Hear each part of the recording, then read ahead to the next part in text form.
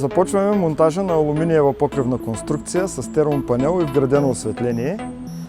Монтажът ще бъде интересен. Ще трябва да разпробием плочите, да ги изрежем и краката трябва да потънат вътре. Следете, за да видите крайния резултат.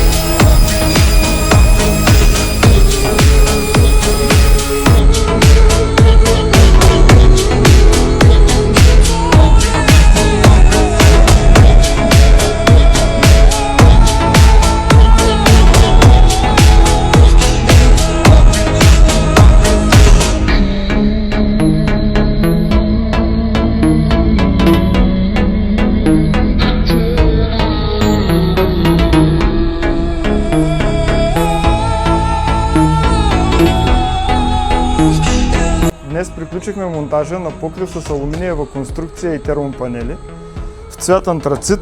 Интересното при този монтаж беше, че имаме повдигнат под и се наложи да изрежем плочите, за да стигнем до здрава основа.